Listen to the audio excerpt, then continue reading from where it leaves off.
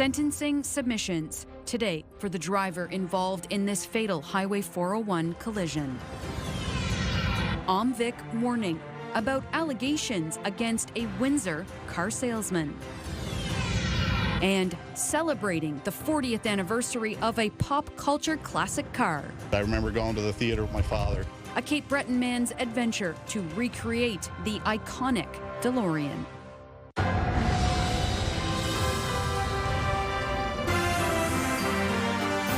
CTV News with Stephanie Mazzotti. Good evening, and thank you for joining us on TV and radio. Stephanie is off this week. I'm Michelle Maluske.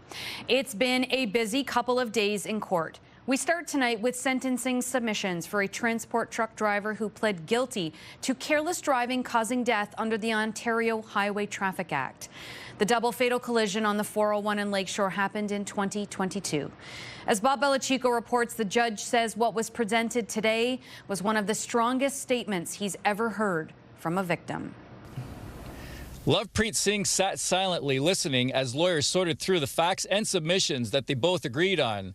The court watched the video showing Singh's truck on the 401 in Lakeshore colliding with a vehicle in front of him, setting it ablaze and creating a trail of fire on the highway. Court learned Singh's reaction time before the collision, which was between a half second to a second and a half before he hit the brakes.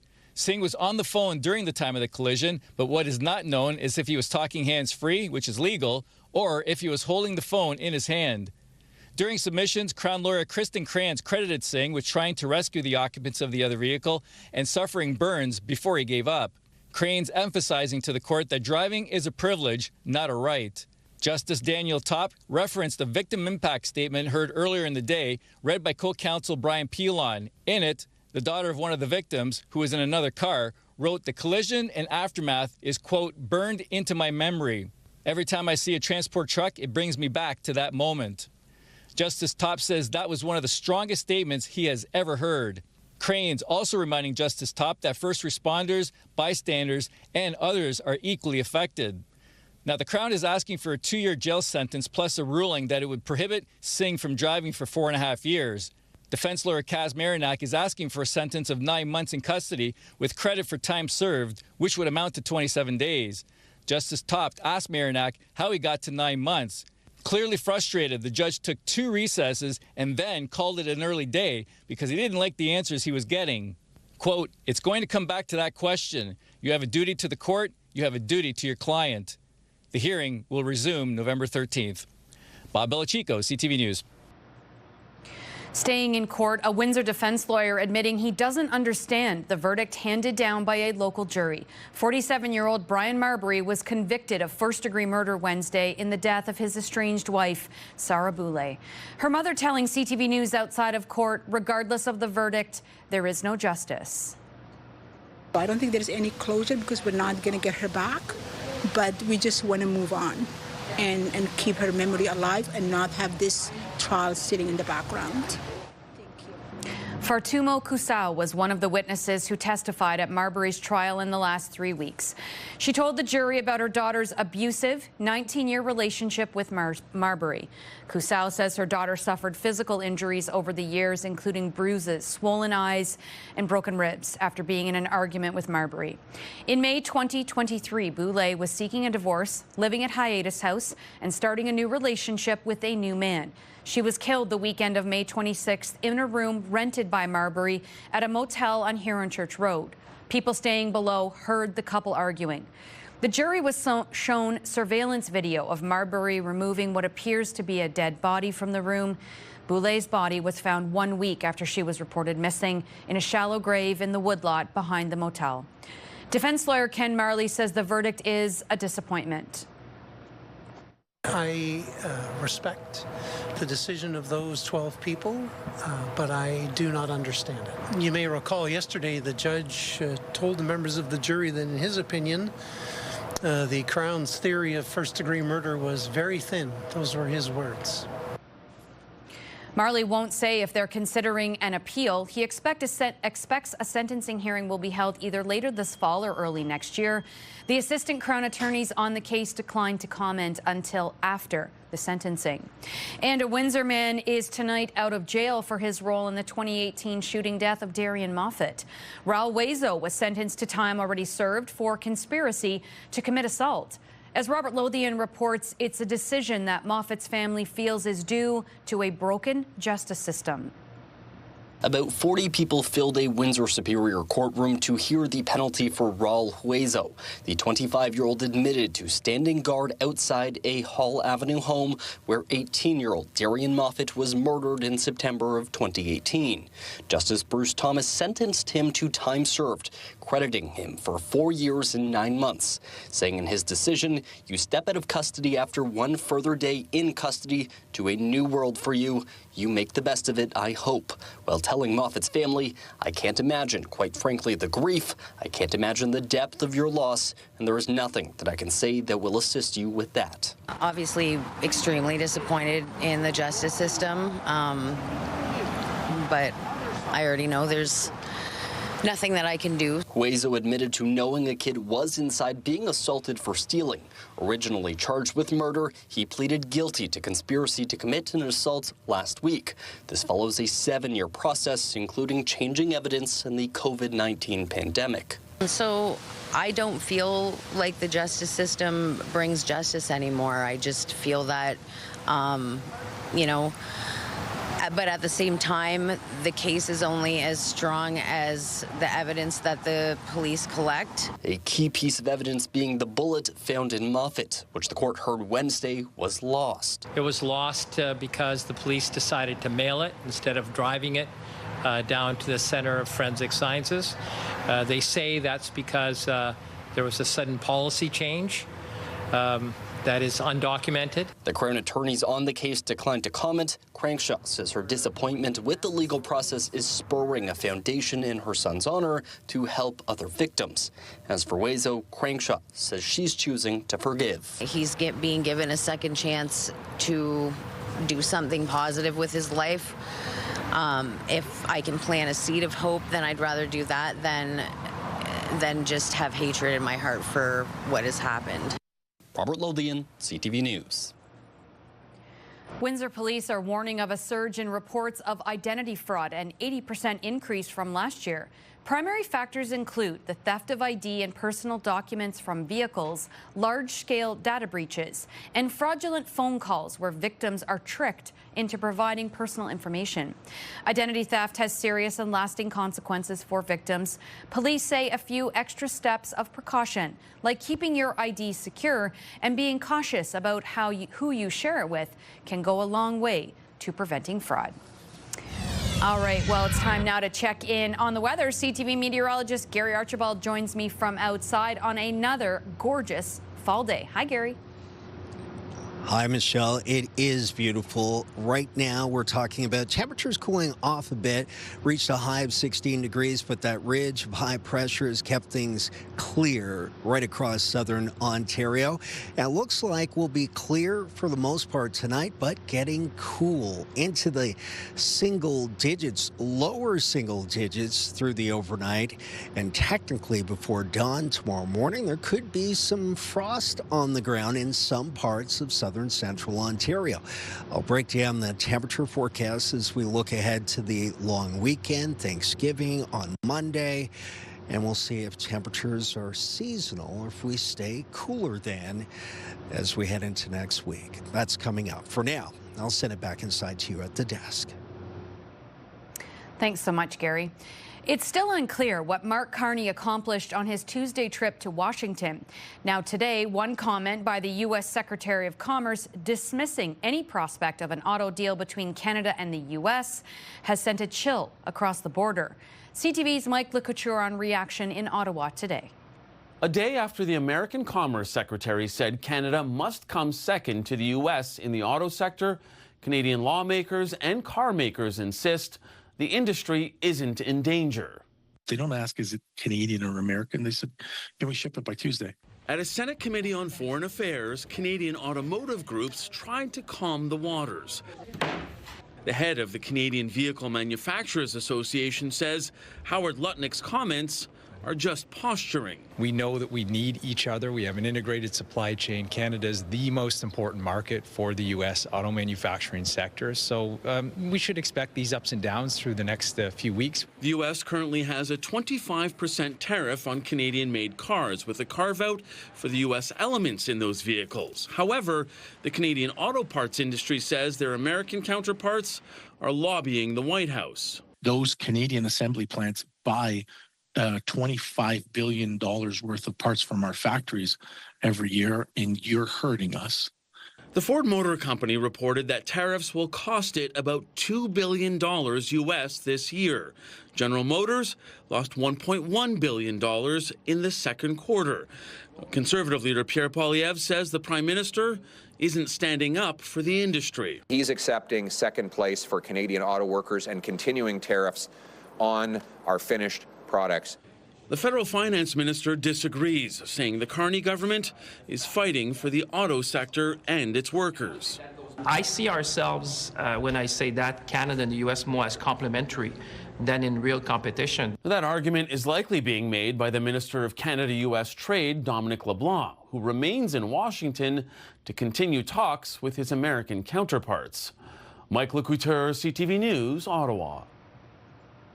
According to new Nanos research poll, 4 in 5 Canadians believe boycotting U.S.-made goods or avoiding travel to the U.S. could help strengthen Canada's bargaining position with Washington. Fewer than 1 in 5, or 18%, said they believe it would not be helpful or somewhat helpful. We sent a camera out into the street today to see if you feel the same way. Here is what we found. I believe it does, because I think Canadians will find that we're not as reliant on the U.S. as we previously thought we were, and that's important in these uncertain times. Definitely, because you know, the Americans, what they're going to look at is always just like the statistics of like how the Canadian consumer affects their markets, and when you can see that there's, you know, not a lot of Canadian tourism going to the American markets, and we're not spending money on their goods. You know, they'll respect that, and they'll see that the Canadian consumer does have an effect on the American markets quite substantially. With the trading, we can always produce local and not rely on the U.S. And I think it's really good to do that just for respect. And yeah, that's pretty much it.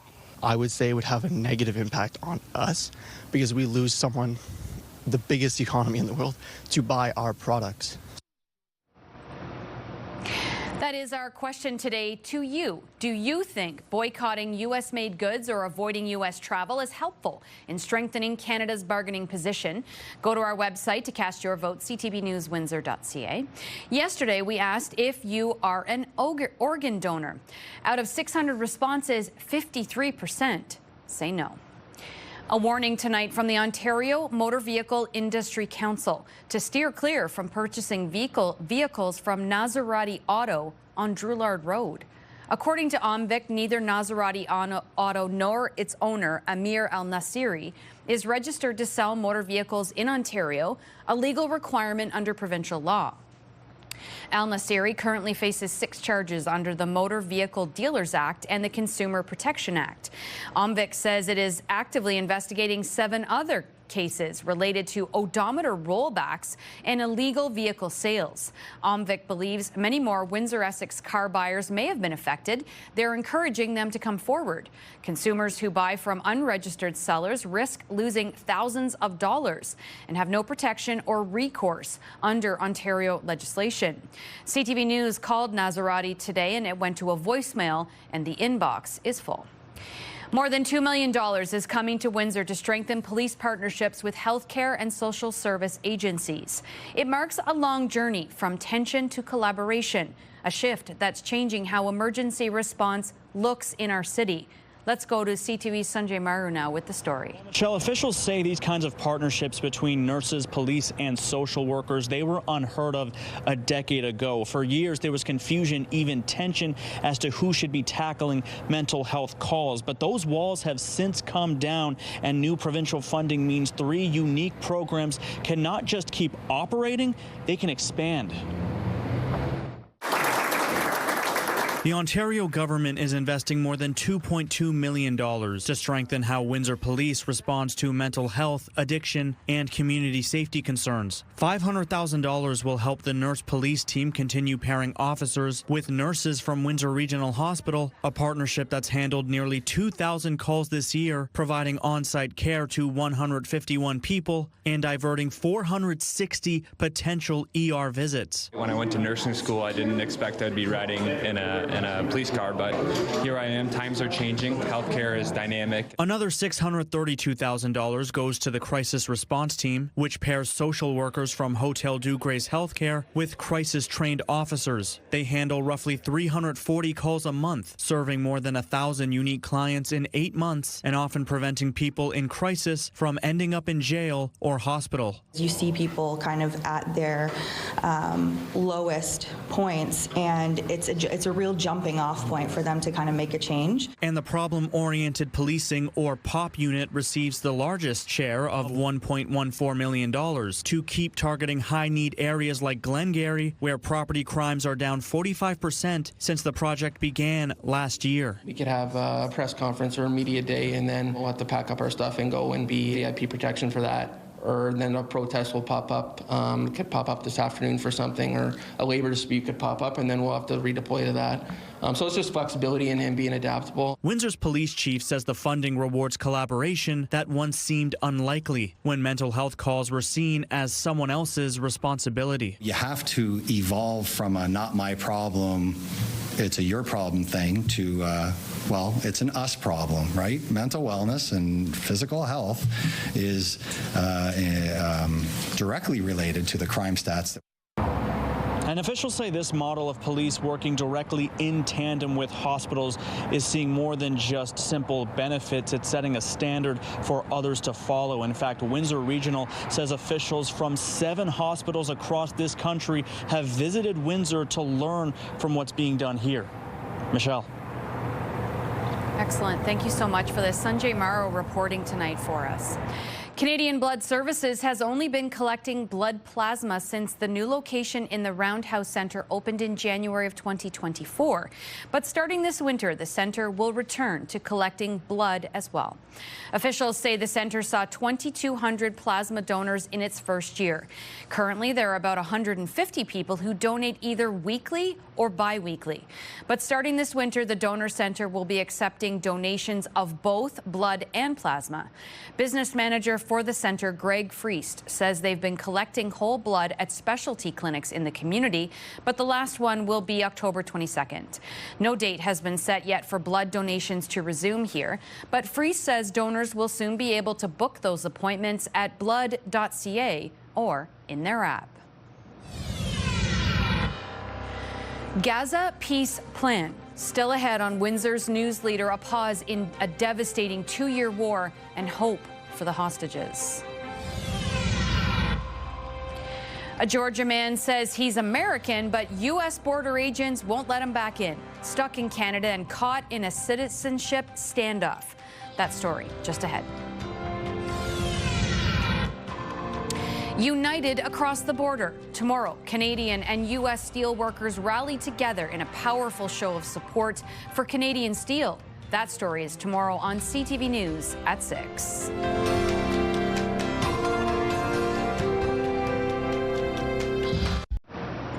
Anticipation in Israel today after an agreement is reached on the first phase of a ceasefire plan, including the swift release of all hostages.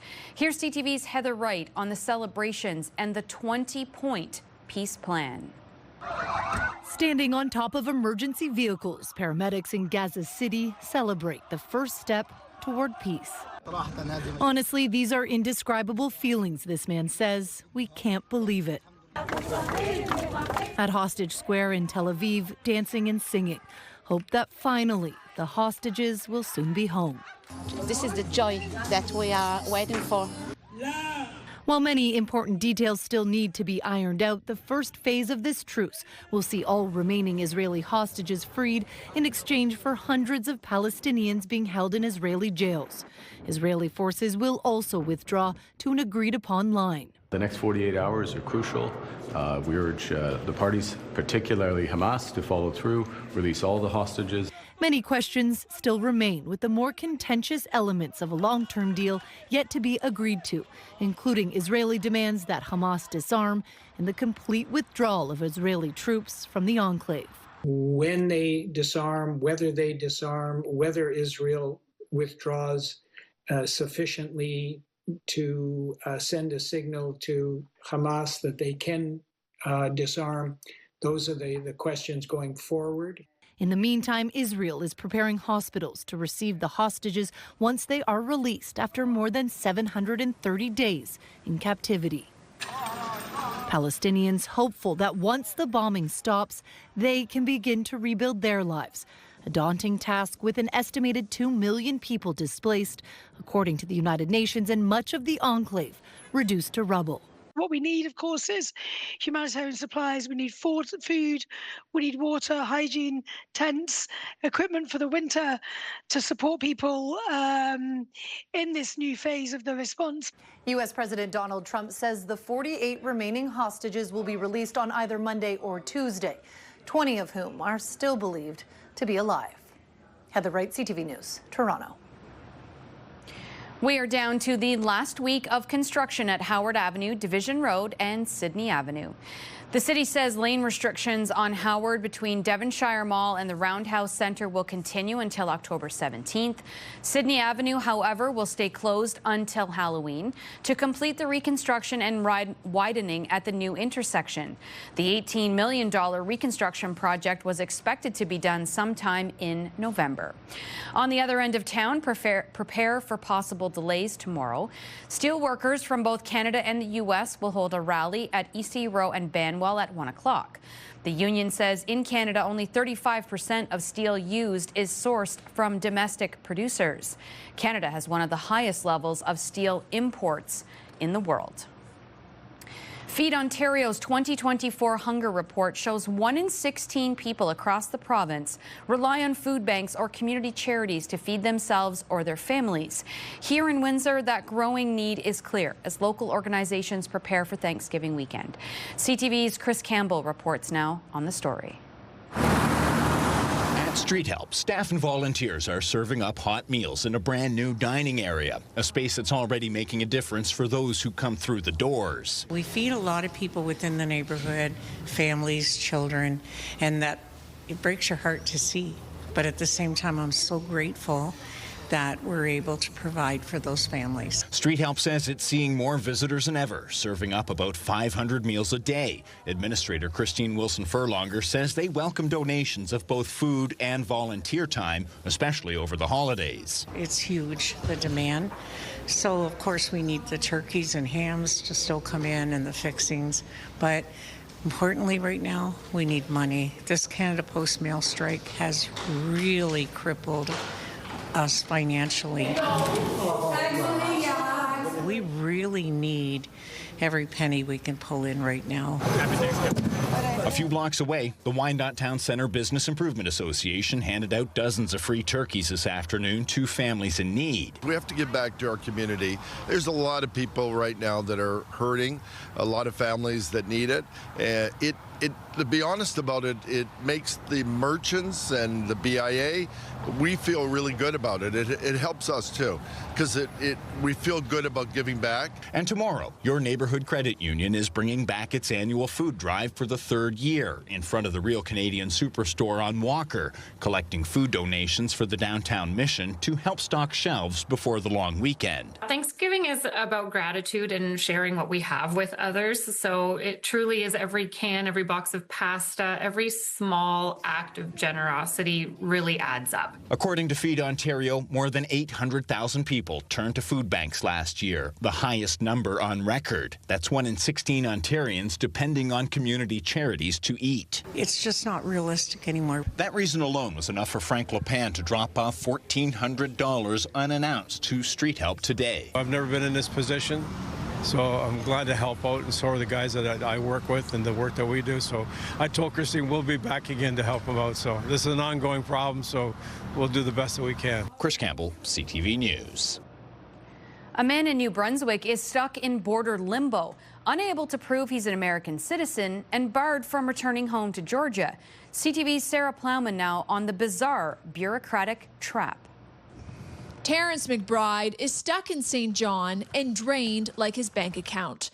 Trouble that started after he pulled up to the U.S. border in Calais, Maine in April, trying to head home to Georgia. I pulled in. Here, this is who I am. Are you an American citizen? Yes, I am. Where's your documents? He says he was detained for a day and a half. The 63-year-old was born in Canada but adopted by American parents as a baby. He says he's American but has a Canadian passport. The adoption records and documents he brought to the border weren't enough. I spent my whole life assuming I'm American.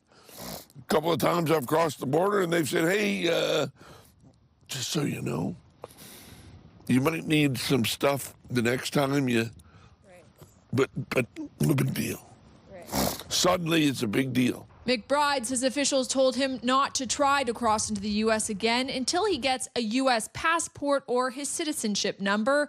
As he tried to make calls to dig up the files needed, he had a heart attack. I thought I was dying. I just thought it was stress. I laid there for 2 days on the bathroom floor. For nearly 6 months, he's lived in hotels, his truck, and now this rooming house. He's had to give up his dog, is without work. He's fundraising to hire a U.S. immigration lawyer to help. I want to go home. They're the people that make me feel valued enough, loved, appreciated, thought of. I want to go there because I don't have that. I don't have that here. Kelly Ortega is a U.S. immigration lawyer. While McBride is not her client, she suggests he could file a Freedom of Information Act request to get what he needs. While he may very well have either green card status or even American citizen status, it's his responsibility to bear that evidence when he seeks entry. All of it takes time and money. It's just chiseling away at my heart, and my heart's breaking. We reached out to U.S. Customs and Border Protection for a comment, but did not receive one before our deadline. Sarah Plowman, CTV News, Fredericton.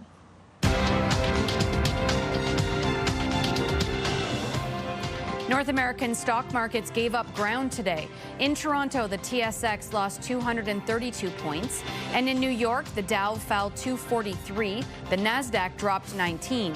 The Canadian dollar lost a quarter cent today, and on commodity markets, gold was down almost $98 an ounce.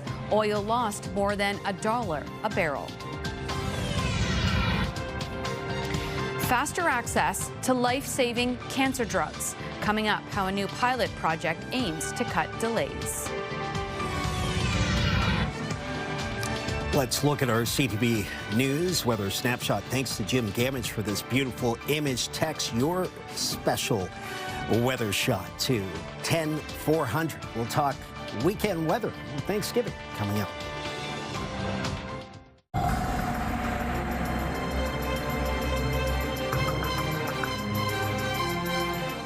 Lots of leaves already falling. All right, it's time to check in now on the weather. Meteorologist Gary Archibald joining me with a full look at that forecast. Michelle, I think temperatures being seasonal are still agreeable for most people. Mid to upper teens, still comfortable. Light jacket, maybe a vest, some fleece layers. In the morning in particular, when we're still in the single digits, is I think the best way to go. We're still under this influence of high pressure, mostly clear skies today. Reached a high of 16. Our average high is 17, so technically we were about a degree below seasonal. Air quality is decent. So far today, there really hasn't been much of an issue in terms of air quality or precipitation.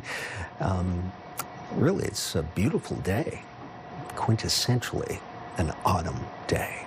16 degrees at the airport, mostly clear. That's 61 degrees Fahrenheit in Windsor, 14, a bit cooler, or 57 in Chatham-Kent. Similar sky condition, mostly clear as we head towards dusk. We're in the teens from BC through the prairies into Ontario. Southern Ontario, cooler, and certainly eastern parts of the country into the Maritimes. The wind has been gusty at times over the course of the last 24 to 48 hours. We're in a bit of a low right now, but they'll pick up somewhere between 20 and 30 km through to about 10 or 11 p.m. tonight. The radar not showing us much of anything. In fact, this ridge is well controlling or is in control, pardon me, and because of that, most of the inclement weather is on the perimeter. But this spin of low pressure starts to slide from northern Ontario and spins right into southern Ontario and hovers there as we head towards the weekend. We still have a day of fair weather tomorrow. Friday, mostly sunny, high of 18, a low of 4 degrees in the morning. A cloudy weekend, though. Saturday, cloudy, a 40% chance of showers, high of 19, low of 6. Still cloudy for the most part. Sunday, high of 19. But Thanksgiving clears out. Perfect timing. 20 degrees, mostly sunny. And then fair weather Tuesday, Wednesday, and even more sunshine. A week from now, Thursday, as temperatures stay in the low 20s. Thanksgiving through to Thursday next week, between 20 and 21 degrees Celsius. That's a look at your 7-day forecast, courtesy of Evercare. Lifetime, brought to you by Safeguard Medical Alert Systems. Cancer patients in Ontario will soon have faster access to a wider range of medications. A new pilot project will expedite 7 to 10 approved and high-priority cancer drugs every year. The Ministry of Health says it typically takes Canada about a year longer than other developed countries for newly approved drugs to reach patients. Health Minister Sylvia Jones says Ontario will start the process to fund select new drugs, while pricing negotiations are still underway with drug makers.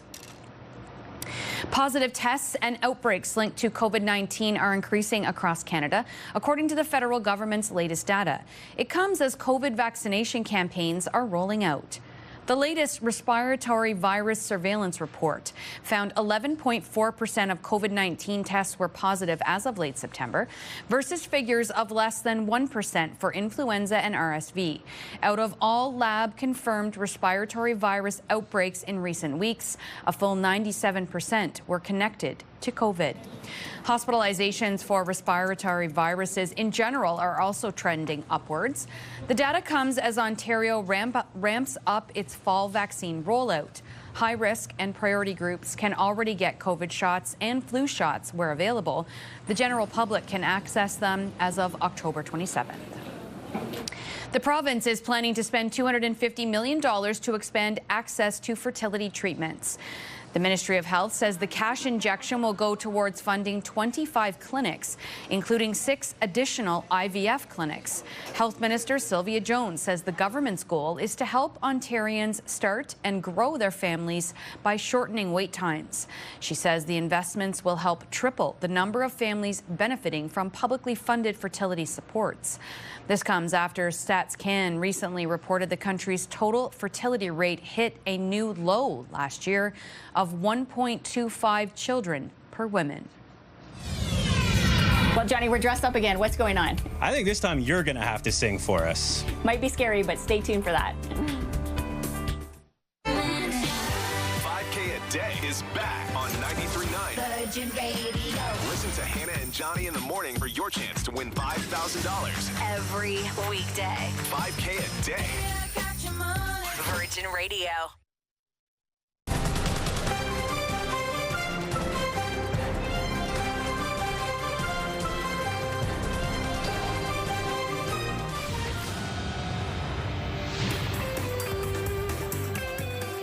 Country music legend Dolly Parton is breaking her silence about her health. The rumor mill was swirling after the singer canceled shows, and then her sister posted on social media. There's just a lot of rumors flying around, but I figured if you heard it from me, you'd know that I was okay. And I'm not ready to die yet. Hey, Natalie. Parton posted this video while on set working on commercials. She said she was dealing with some issues linked to her husband's death in March when she neglected her own health but is now getting treatment. Her sister Frida apologized for sparking concern with a recent Facebook post asking for prayers for Dolly's health. Well, at this point, it's not rare for Taylor Swift to be breaking records on the music charts, but this is a big one.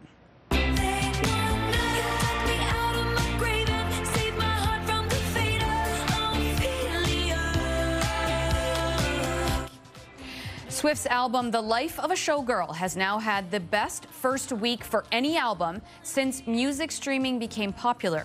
Just 5 days into the release, the album surpassed 3.5 million equivalent album units.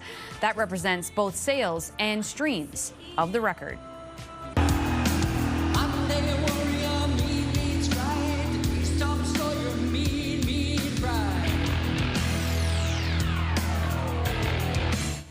2 days after announcing a reunion tour, Rush is adding more shows, doubling the length of the tour.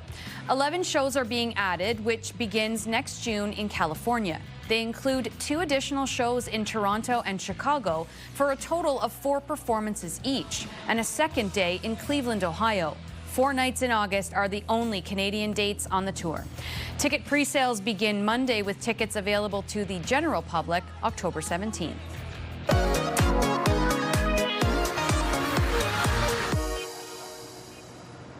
Turning now to our weekly segment, What's Up, YQG, with Johnny Parks from our sister radio station, Virgin Radio, and our very own Melanie Kentner.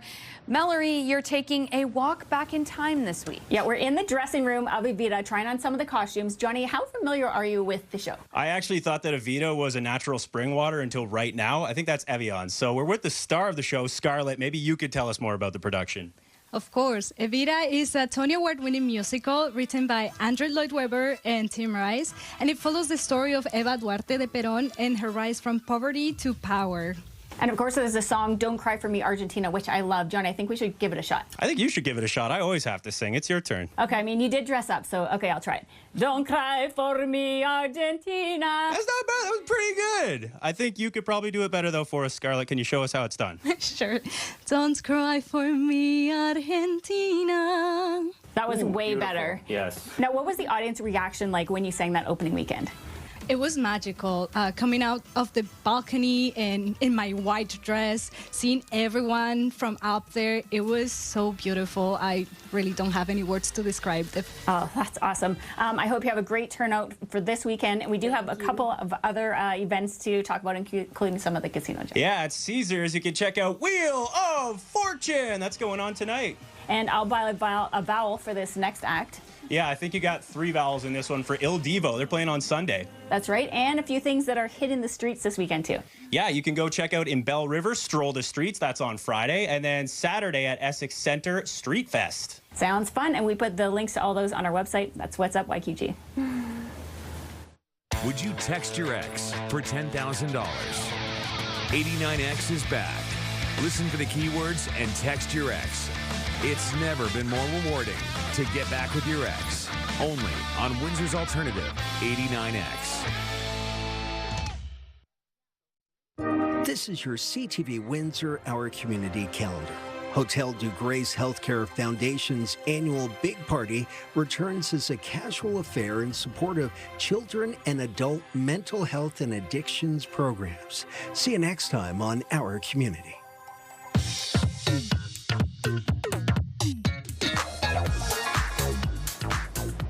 It's time to check in on what's happening now with Kate Otterbot. And Kate, I understand we have more on one of the Windsor police teams that got new funding today.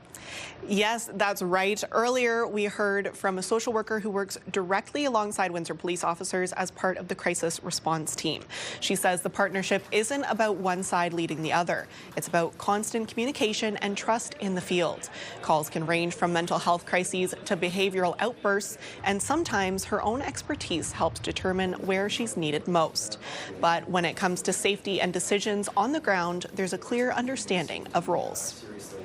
So we might have more capacity to help with those calls that are, someone who's elderly. I have a partner who, a social work partner who has a lot of experience with people who are elderly. So she might be like, hey, I may be beneficial for those calls. Whereas I have more specialty in autism and developmental disabilities, so I might be more useful on those calls. You can read more about their roles online at ctvnewswindsor.ca. And we've been talking a lot this week about Kate. Yes, we've been talking about Kate. We've been talking a lot this week about recycling and garbage collection. You and the web team have been busy trying to help our viewers out. Yes, we are trying to make it super easy. We have an online article that is great to navigate. It outlines all of the details on the new Recycling Matters for you. Now, the recycling carts will be delivered to homes in the area this month. Beginning January 1st, the producers of the containers will be responsible for the cost and operations. The old bins will no longer be accepted after the final pickup in December. You can request a second cart from GFL if you need one. The full list of changes is available on our website. If you have any questions about the new system, send us an email at newsnow@bellmedia.ca and we will find the answer for you. And in our social spotlight tonight, there was a little mishap during a press conference held by Mayor Drew Dilkins in downtown Windsor yesterday. And I think everyone watched with so much envy last year, the success that they had on the field. We were really excited about what was going on. You're in the right place. It's 5 o'clock somewhere. Now, in case you didn't hear what she said, this woman walked out of the restaurant and asked what was going on outside. We, of course, removed the colorful language that she added. Now, Drew had a good laugh about it, and I mean, who can watch that with a straight face? Let's be real here. We had a chuckle in the newsroom when we watched that video, too. And I'm not sure how she walked into that press conference, but the mayor was ready to join the party. That's great. And like, what are you going to do? You just got to roll with these things. But I'm a little surprised the woman didn't stop when she saw what was happening out there. That's interesting. It'd be quite the sight to see the cameras, the microphones, you know, a little while. Usually people don't like being on that side of a media scrum with all the cameras and whatnot, so I'm surprised she just kept on going. But yeah, probably learned her lesson. Yeah, exactly. I love it. Well, if you see interesting videos like that now, we're making it easier for you to share them with us. Yes, viewers, you can email it to newsnow@bellmedia.ca or text us at 10400. What do you do when you can't find a time machine? Well, one Cape Breton man, he just built one. That story when we return. The latest news to start your day. Interviews, conversations with the top officials, the difference makers, and personalities in Windsor, Essex. Only on Windsor, Essex #1 morning show. It's Mornings with Mike and Meg on AM 800.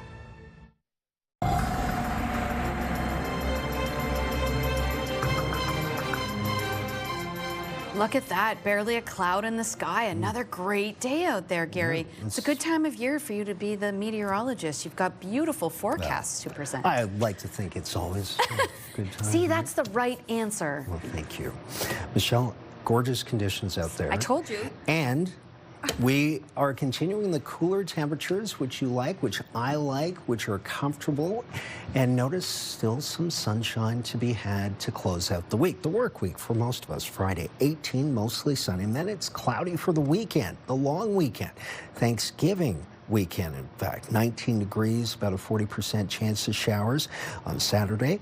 Mostly cloudy, maybe some showers in the afternoon on Sunday, 20, 21 on Thanksgiving.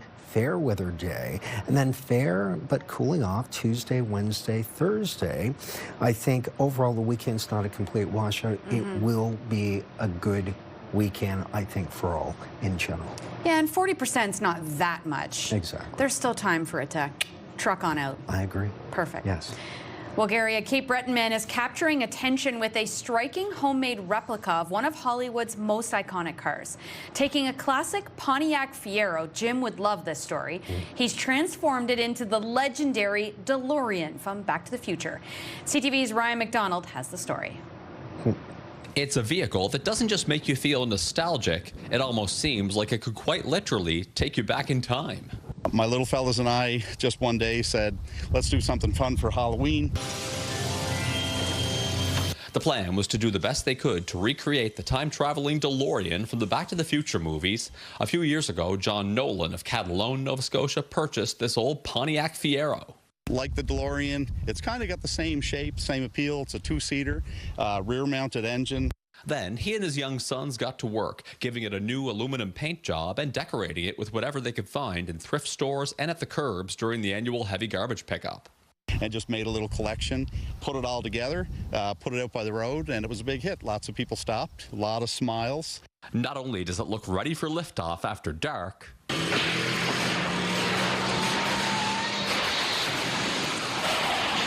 but it has all the bells and whistles that any time traveler might need. We had to make that because no time machine is complete without its hoverboard. And we just used an old snowboard. My little fella's painted that. Only recently, the creator of this makeshift DeLorean decided to sell it to another fan of all things retro who lives here in Membertou. The sales pitch was I told the fellow that it was only used from time to time. So I don't think that I was stretching the truth too much with it. In the end, it's a nice homage to a classic movie. I remember going to the theater with my father, and I just didn't think I'd be building one and put it in my front yard years later. From 1985 to 2025, it's a journey that took this man back to the future and beyond. Ryan McDonald, CTV News on the Membertou First Nation. Hard to believe it's been 40 years. I know. Since that came out. I was wow. in high school. I won't say where I was in at that grade time. 10. And you know, Jim would know what that white car was in the background of the Yes, shot. he would. He would know 100%. Jim, let us know what Call that us. car Give us a is. call, Yes, Jim. Absolutely. Well, on behalf of the entire crew here at CTV News Windsor, thank you so much for watching and listening on AM 800. And for updates throughout the evening, go to ctvnewswindsor.ca. We'll be back with your only late local newscast tonight, right after the football game ends. See you then.